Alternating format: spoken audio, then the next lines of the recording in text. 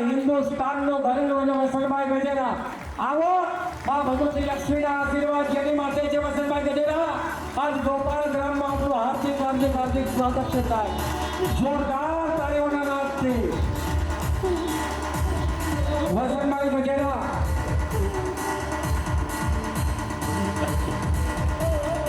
આપણે સાંજ લઈશું ધન્યવાદ સાહેબ હવે એક હું વ્યક્તિત્વ સાત સુધી મારી વાર્તા સાંભળજો છેલ્લે સુધી મારો અવાજ જાય છે આજ આપણી વચ્ચે પિતા હરિભાઈ અને માતા શાંતાબા 1968માં પોતાનો દીકરો ધોરણ 5માં હોય અને આ દીકરો સુરતમાં આવી શ્રી લક્ષ્મી ડાયમંડ ઉદ્યોગપતિ તરીકે શાંતાબેન ચેરિટેબલ ટ્રસ્ટના પ્રમુખ તરીકે ગજેરા સ્કૂલ સુરત 9000 દીકરીઓ માટે શિક્ષણ 5000 દીકરીઓ માટે હોસ્ટેલ અને દીકરાઓ માટે શાંતાબેન મેડિકલ કોલેજની સ્થાપના કરતા હોય એવું વ્યક્તિત્વ નિરાધાર બાળકો માટે વાત્સલ્ય ધામ કામરેજ હાઈવે ઉપર પિતાની છત્ર છાયા જેને છૂટી ગઈ છે એનો પિતા બની જાય લક્ષ્મી વિદ્યાપીઠ વાપી સર સ્કૂલ કોલેજ અને વન હેપીનેસ સિદ્ધાંત તમામ લોકો સુખી થાય આ માણસનું એક જ સૂત્ર છે કે જે જીવે એ હંમેશા સુખી થઈને જીવે હેપીનેસ દરેકે દરેક વ્યક્તિ ખુશ રહે ને દરેકે ખુશ જોવા ઈચ્છે ને એવું વ્યક્તિત્વ ખરા અર્થમાં અસ્તિત્વનો મહિમા ખૂબ જ ઓછામાં ઓછા લોકો જે સફળ અને સમર્થ વ્યક્તિઓ માનવીય જવાબદારી નિભાવી અતિ પરોપકારની અભિગમ હૃદયપૂર્વક પ્રાર્થના કરી અને ઉદ્યોગપતિ તો છે પણ માનવીય ચહેરાની અંદર રહેલા કોમળ શીતળ સરળ સાદું અને સમાન વ્યક્તિત્વ એટલે વસંતભાઈ ગજેરા જોરદાર તાળીઓથી બનાવો અને આ વ્યક્તિને રતનનું બિરુદ મળ્યું છે પણ આજે ગોપાલ ગ્રામના આંગણે આવ્યા છો આ રતનને સુગંધિત પુષ્પમાળા અર્પણ કરી સાલ ઉડાડી સુરતીભેટ આપી સન્માનિત કરવા છે ત્યારે હું વિનંતી કરીશ શૈલેષભાઈ અને કિશોરભાઈ આવો વસંતભાઈ આવો વાત્સલ્ય ભાવના પ્રેરણા મૂર્તિ આવો શાંતાબાના લાડકવાયા હરિબાપાના લાડકવાયા દીકરા વસંતભાઈને વિનંતી કરું મંચના આગળના ભાગમાં ઉપસ્થિત થાવ અને સન્માન કરવા માટે તમારા બધા વતી ગોપાલ ગ્રામ લેવા પટેલ સમાજ વતી શૈલેષભાઈ અને કિશોરભાઈને વિનંતી કરું વસંતદાદાને જોરદાર પુષ્પમાળા અર્પણ કરી અને તાળીઓના નાદથી વધાવી લઈએ વાત્સલ્યનું ઝરણું એટલે વસંતભાઈ પ્રેરણા મૂર્તિ એટલે વસંતભાઈ સરળ અને સાદું જીવન એટલે વસંતભાઈ ઉભા રહેજો સર વિનંતી કરીશ સાર ઓઢાડવા માટે વિકાસભાઈ અને રાજુભાઈ તમે ઉભા જ રહેજો ઝડપથી રાજુભાઈ સાર ઓઢાડી સન્માનિત કરશે તમારી તાળીઓનો નાદ વસંતભાઈ ગજેરા એટલે આપણું ગૌરવ અને હવે સ્મૃતિભાઈ ટ્રોફી આપવા માટે રમેશભાઈ અને સંદીપભાઈને વિનંતી કરું બધા સાથે જોડાશે અને વસંતભાઈ તાળીઓના નાદથી વધાવી લેશું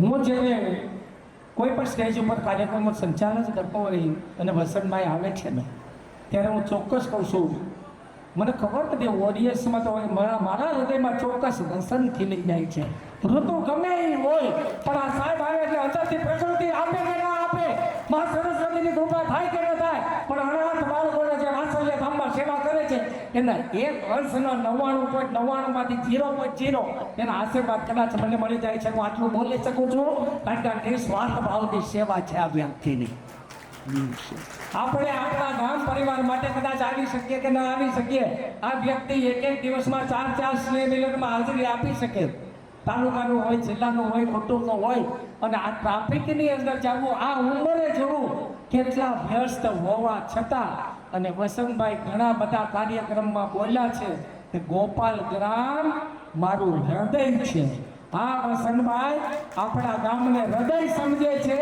એ વસંતભાઈ ઉપસ્થિત છે એકવાર જોરદાર તાળીઓથી વધાવો એમની સાથે ઉપસ્થિત છે ભવાનભાઈ આવો ભવાનભાઈ આવો મંચ ઉપર સન્માન કરવા માટે શૈલેષભાઈને વિનંતી કરીશ ભવાનભાઈને પણ સન્માનિત કરીશું જોરદાર તાળીઓના નાદથી વધાવો ભવાનભાઈને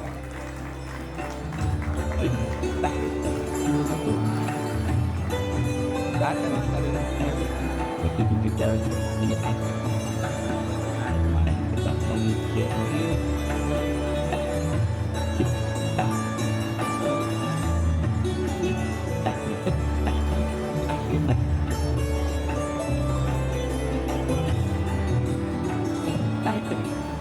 ખાસ કરીને મારે એ જ કહેવું છે, માત્ર કામરેજ હાઈવે ઉપર નહીં, ઓરિસ્સાની અંદર જ્યાં આંખની ઓળખાણ નથી, લોહીના સંબંધ નથી, પરિક્રમા કોઈ પાવન બંધારણ નથી, અને છતાંય ઓરિસ્સાની અંદર અનાથ 5000 બાળકો માટે વાત્સલ્ય ધામ બનાવે ને એવું આ વ્યક્તિત્વ છે દર્શનભાઈએ.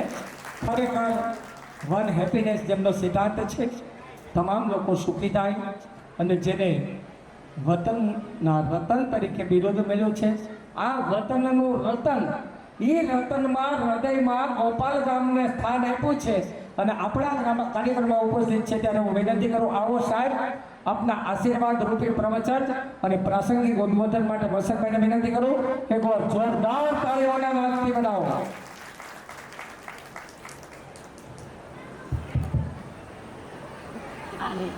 ગોપાલ ગામ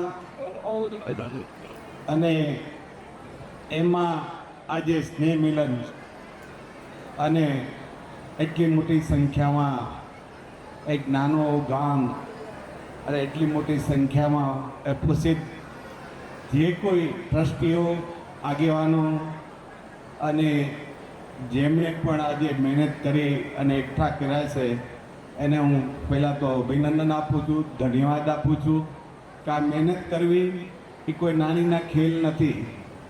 ભેગું કરવું, વહીવટ કરવો, જમાડવા અને આ બધાને આમંત્રણ આપવા અને એક તાતરે બાંધીને રાખવા એ બહુ મોટું કામ છે.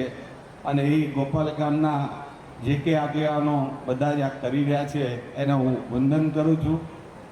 આપણી વચ્ચે બટુકભાઈની ગેરહાજરી બહુ દેખાય છે અને તમારા ગોપાલ ગામમાં મારે વધારે આવવાનું થયું કે ગોપાલ ગામના હું બહુ નજીક આવ્યો ડ્યુ ટુ બટુકભાઈના હિસાબે.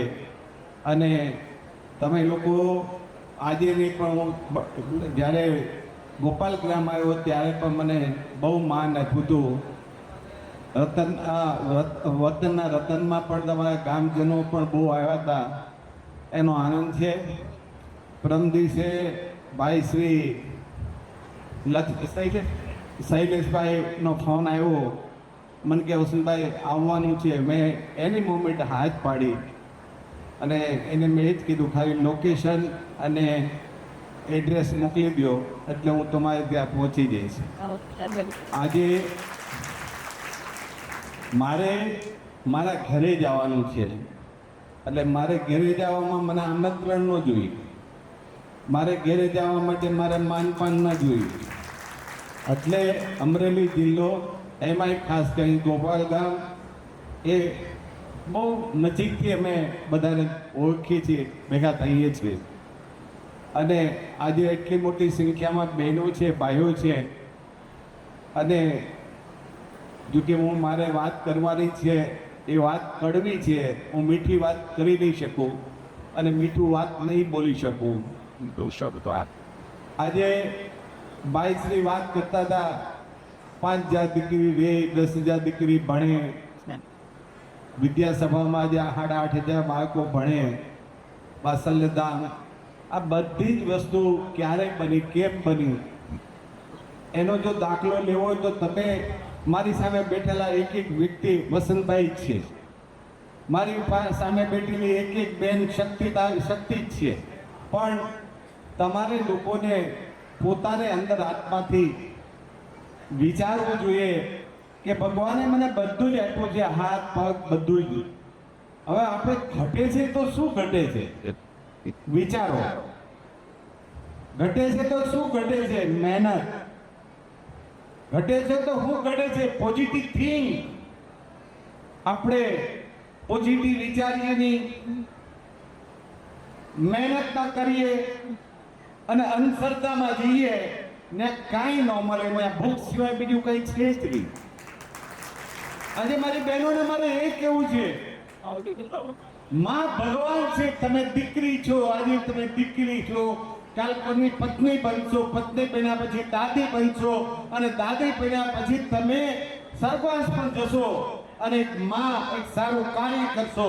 એક સારું કાર્ય તમને ક્યારે તમને યાદ લોકો કરશે કે તમારામાં નિષ્ઠા હશે, તમારામાં પ્રેમ હશે, તમે કુટુંબને સાથે રાખ્યું હશે, તમારા કુટુંબને સારા વિચારો આપ્યા છે. એ જ શક્તિ છે, એને જ કહેવાય માં. અને માં બનવા માટે નારી તરીકે જન્મ લેવો જરૂરી નથી, પુરુષ પણ માં બની શકે. માં એટલે માં શબ્દ જ એવો છે કે માં એટલે પ્રેમનું ઝરણું, બધાને સમકક્ષ રાખે, બધાને સારું ગાઈડર આપે, કામ કરે, પોઝિટિવ વિચારે, કુટુંબને ભેગું રાખે, કુટુંબને ભેગું રાખવા માટે સતત સહન કરે, એનું નામ માં. આ ધરતી માતાને માં એટલે કહેવાય. તમે એક બાજુ ખાડો ખોદો, એક બાજુ અગ્નિ પેટાવો, એક બાજુ લાકડા કાપી નાખો, એક બાજુ ગંદકી નાખો, છતાં માં કોઈ કોપાયમાન ન બની. એટલે માં શબ્દ જ આ છે. એમ મારા વડીલો હું તમને એ કહેવા માંગુ છું, તમે વસંતભાઈ કેમ બની શકો, એમાં કોઈ શંકાને સ્થાન નથી. હું પણ એક પુરુષ છું, એક આદમી છું, તમારી સામે ઊભો છું. મારી પાસે 4 હાથ નથી, 4 પગ નથી, અને અપણ માણા. આજે પણ મને ગુજરાતી લખતા નથી આવડતું, પણ આજે હું કેમ છું, કેવી રીતે છું, શું કામ છે? Team, ભાઈઓની team. હર ભાઈ હું કહું એમ કરે. છોકરા વ્યસન મુક્ત, ઘરમાં સંસ્કાર હોય અને પોઝિટિવ થિંક હોય, ઓટોમેટિક કામ બને. અને આપણી સાથે રહેતા માણસો, આપણી સાથે રહેતો સ્ટાફ ઓલવેઝ પોઝિટિવ વિચારે. કારણ કે આપણે જે બોલીએ એમાંથી 90%, 98%, 100% આપણે કરવાની કોશિશ કરીએ. બોલી કાંઈ, કરીએ કાંઈ, હોય કાંઈ, તમારી વેલ્યુ બને જ નહીં. તમારે તમારી વેલ્યુ બનાવવી હોય, તમારે પ્રોપર રીતે ડેવલપમેન્ટ થવું હોય, તો તમે બોલતા પહેલા વિચારો, અને વિચાર્યા પછી બોલો, અને બોલ્યા પછી તમે એનું મંથન કરો, અને એનું પ્લાનિંગ બનાવો કે મેં આ શબ્દે આ વખતે આ ટાઈમે આવું બોલ્યો તો મારાથી થયું, કેમ ન થયું, શું કામ, વાય, શેને માટે ન થયું, મેં ક્યાં ફોલ્ટ કર્યો, એનું મંથન કરો. નેક્સ્ટ ટાઈમ તમારાથી ફોલ્ટ નહીં થાય, અને તમે 100% એક લેવલ પર જઈ શકશો. પણ આજે બહુ શોર્ટ રસ્તો છે. યુવા ધનને એ જ કહેવા માંગુ છું કે બહુ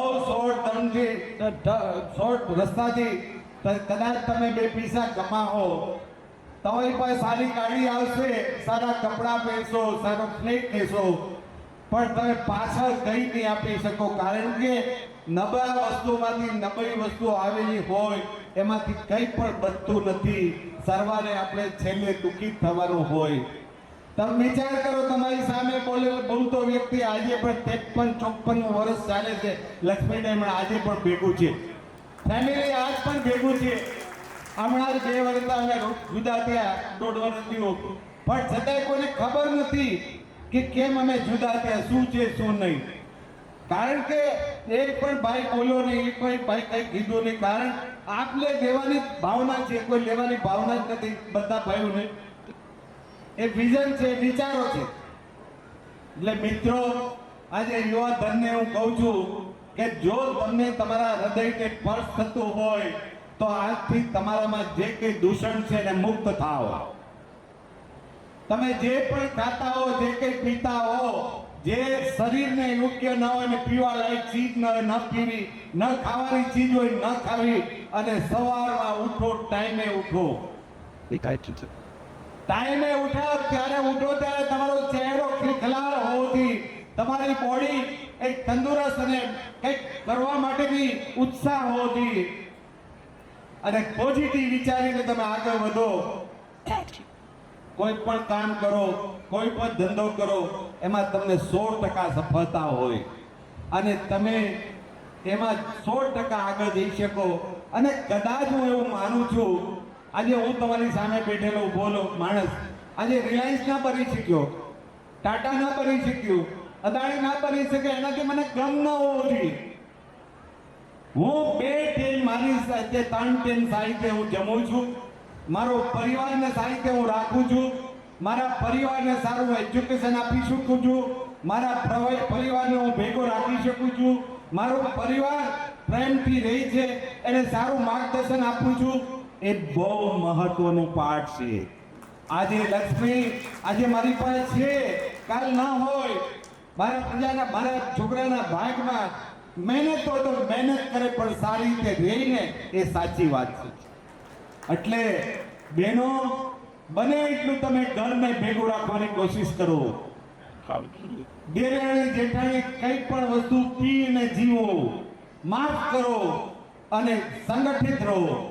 આજે તમે હું કામ ભાઈ તમારા ગામનું સંગઠન બનાવ્યું? સંગઠિત રાખવા માટે ને, સારા વિચારો આપવા માટે ને, સાથે જમાડવા માટે ને. તમે જે કે ભેગા કર્યા, જેને વિચારો આવ્યા હોય, જે તમારા ગામના આગેવાનો વિચાર આવ્યા હોય એને માટે ભેગા કર્યા ને. એમ તમે તમારા ઘરમાં એવા સારા વિચારો રાખો કે કુટુંબ ભેગું રહે, ભાઈઓ ભેગા રહે, પાડોશી સાથે સારો વ્યવહાર હોય, આપણા મિત્ર સારા હોવા જોઈએ, આપણું કાર્ય હોય સારું કાર્ય હોવું જોઈએ. આ બધી જ વસ્તુને આપણે ધ્યાનમાં લઈએ તો આપણે આ મનુષ્ય દેહ જે આપણને મળ્યો છે એ મનુષ્ય દેહ આપણા માટે લાયક કહેવાય. પણ જો આપણે ખોટે રસ્તે જતા હોય, ખોટું કામ કરતા હોય, ખોટું કાર્ય કરતા હોય તો આપણને કાંઈ જ ન થાય. તમને ખબર છે, તમે બધા જ પેપર વાંચતા હતા અને વાંચો છો. મારા પર ઘણા એલિગેશનો થાય, મારી પાછળ પણ લોકો ઘણા છે, પણ પ્રભુ એને સદબુદ્ધિ આપે. હું કોઈ એવું કાર્ય નથી કરતો કે એને હાનિ થાય, એને હાન થાય. પ્રભુ એને સારી કાર્ય આપે અને 100% પ્રભુ આપણને સપોર્ટ કરે, કારણ કે આપણી દ્રષ્ટિ સારી છે, આપણું સારું વિઝન છે. 100% આપણને સપોર્ટ આપે. એ વાત ચોક્કસ છે. મારા જીવનમાં જે કંઈ તકલીફ આવી, જે કંઈ આફત આવી, કુદરત હંમેશા મારે માટે મારી પાસે મારી સાથે રહ્યો. એનું એક જ કારણ છે કે મારા ફાધરે મને કીધું હતું, તારી પાસે પૈસા થાય ને તો અન્ન જેટલું મોટું કોઈ દાન નથી, વસ્ત્રથી મોટું કોઈ દાન નથી, અને અક્ષરથી મોટું કોઈ દાન નથી. એટલે બને એટલું અન્નદાન, વસ્ત્રદાન અને વિદ્યાદાન, જેમાંથી માણસનું જીવન બની શકે, જેમાંથી સમાજનું એક સારું નિર્માણ થઈ શકે, એ સમાજની સારી તાકાત ઊભી થઈ શકે, એનું નામ છે અક્ષર જ્ઞાન. અને અક્ષર જ્ઞાનથી જે શક્તિ બને છે અદ્ભુત બને છે. બીજું છે અન્નદાન. જીવવા માટે પેટ ભરેલું હોવું જોઈએ, અને પેટ ભરાઈને એટલે ઓટોમેટિક તને આશીષ મળે, તને પ્રેમ મળે, તને આશીર્વાદ મળે. એની હાથાળી ખાલી થાય ને એ કામ કરો. અને વસ્ત્ર જેનું શરીર ઢકાય, આપણે માણસ મરી ગયા પછી કફન બાંધી અને માથે બાંધીએ છીએ અને એને ઉડાડીએ છીએ. શું કામ? એના શરીરને આપણે ઉત્પન્ન નથી રાખતા. એમ શરીર માણસનું કફન એટલે કપડા એને પહેરે કે એથી મોટું દાન નથી.